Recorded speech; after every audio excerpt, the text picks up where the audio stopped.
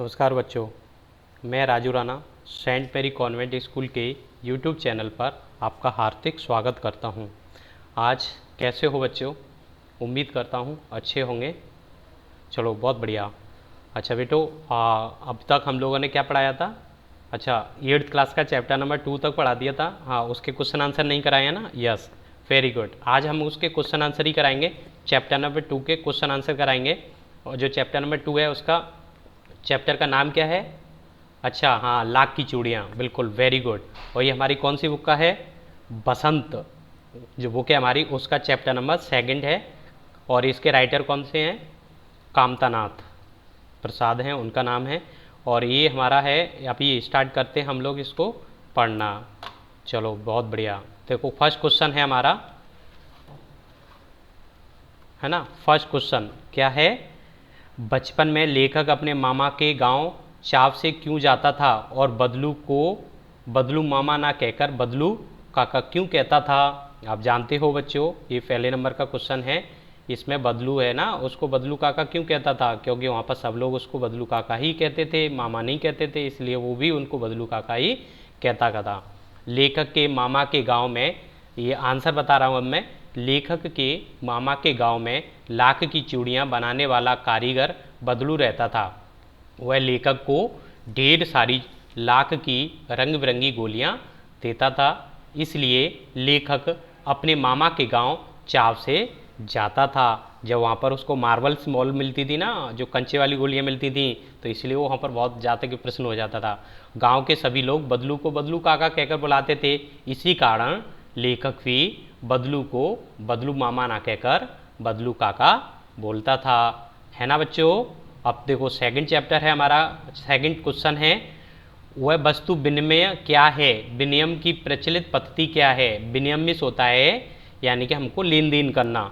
यदि वस्तु विनिमय में एक वस्तु को दूसरी वस्तु देकर लिया जाता था, वस्तु के लिए पैसे नहीं लिए जाते थे, वस्तु के अदले बदले वस्तु ली दी जाती थी। विनिमय का प्रचलित पद्धति पैसा है, यानी कि हम जब मार्केट के अंदर जाते हैं तो उसको पैसा देते हैं और सामान लेके आते हैं। लेकिन गाँव में क्या होता था उस समय पे कि वो सामान के बदले उनसे अनाज के रूप में ले लिया जाता था, या सामान के बदले यानी कोई एक वस्तु के बदले कोई दूसरी वस्तु ले ली जाती थी, उसी को विनिमय कहते हैं। समझ में आ गया बच्चों? बहुत बढ़िया। उसके बाद है तीसरा क्वेश्चन है, मशीनरी युग में कितने हाथ काट दिए हैं, है ना? और पंक्ति में लेखक ने किस व्यथा की ओर संकेत किया गया है? यानी कि इस चैप्टर में बताया गया था कि बदलू का जब लास्ट के टाइम में जब वो जाता है 7-8 साल बाद 10 साल बाद जब राइटर वहाँ पर जाते हैं तो उस टाइम पर उनका धंधा बंद हो जाता है बदलू का। तो उस टाइम पर वो बताते हैं कि आज मशीनरी युग आ गया, उन्होंने हाथ काट दिए, इसलिए हमारी जो हाथ से बनी हुई चीज़ों को कोई नहीं खरीदता है ना, उसी के ऊपर है ये। उसके आंसर देखो, लेखक ने उन कारीगरों की तरफ संकेत किया है जो हाथ से बनी वस्तुओं का से अपना जीवन यापन करते हैं। आज के मशीनी युग में, है ना, मशीनी युग ने उन कारीगरों के हाथ काटकर मानो उसकी रोटी ही छीन ली हो। उन कारीगरों का रोजगार इन पैतृक काम धंधों से ही चलता था, उसके अलावा उन्होंने कभी कुछ नहीं सीखा था। वे पीढ़ी दर पीढ़ी अपनी इस कला को बढ़ाते चले आ रहे हैं और साथ में रोजी रोटी भी चला रहे हैं। परंतु मशीनरी युग ने जहाँ उनकी रोजी रोटी पर भी वार किया है, वहीं दूसरी ओर इन बेशकीमती कलाओं का अंत भी किया है। ऐसी अनगिनत कलाएं हैं जो लुप्त अवस्था में हैं। इनको करने वाले कारीगर इस युग के अंधकार में खो रहे हैं। यही तो व्यथा है जो लेखक व्यक्त करना चाहता है कि ऐसे कारीगर कला होने पर भी बेकार हो गए हैं, उनकी रोजी रोटी भी खत्म हो गई है। जिस तरीक़ा से मशीनरी युग आता जा रहा है, जो पहले लोग हाथ से काम करते थे आज उन कामों को मशीन कर रही हैं।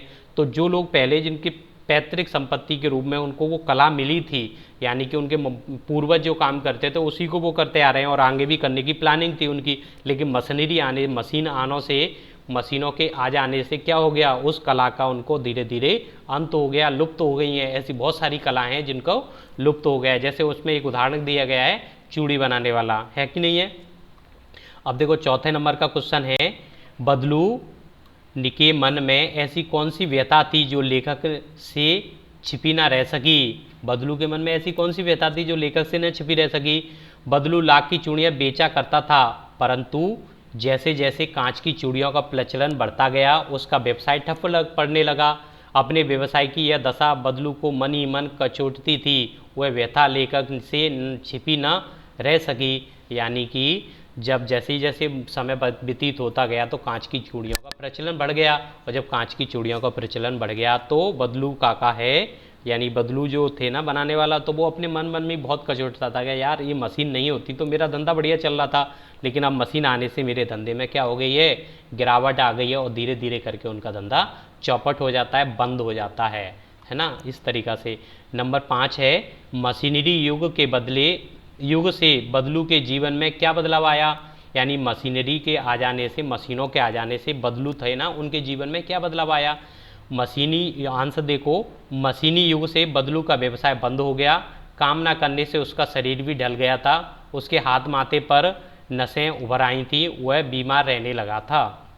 यानी कि जब काम करते रहते हैं तो उसमें क्या होता है, स्वस्थ रहता है आदमी, और जब काम करना नहीं था उसके पास और तो कुछ सीखा नहीं था, उसने वही कारीगरी सीखी थी, लाख की चूड़ियाँ बनाने का काम आता था उसको, और कुछ सीखा नहीं था, तो इसलिए उसका क्या है, काम बंद हो गया, और काम बंद होने से वो स्वस्थ नहीं रहने लगा, बीमार होने लग गया, माथे और हाथों पे क्या हो गई, उनकी नसें उग गई। जैसे आपने देखा होगा बहुत सारी बॉन्स यहाँ पर दिखने लग जाती हैं, बस सेम वैसे ही उसकी भी बॉन्स वहाँ पर दिखने लग गई थी। तो ये हमारे क्वेश्चन थे 5, वो पूरे हो गए हैं, और ये चैप्टर नंबर 2 था 8th क्लास का, जो हमने पूरा करा दिया। बच्चों इस चैनल को ज़्यादा से ज़्यादा लाइक करना है, शेयर करना है, जिससे इस चैप्टर के क्वेश्चन आंसर और लोगों के लिए भी हेल्पफुल बने।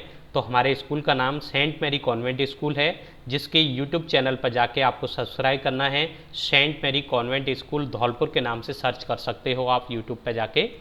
थैंक यू बच्चों, आज के लिए इतना ही, और घर पे रहना है, सोशल डिस्टेंसिंग का पालन करना है, और मास्क का यूज करते रहना है। आप बोलोगे मैंने क्यों नहीं किया, तो मैं करूँगा तो फिर आपको सुनाई नहीं देगी आवाज़ें, इसलिए मैंने मास्क का यूज नहीं किया है। थैंक यू बच्चों।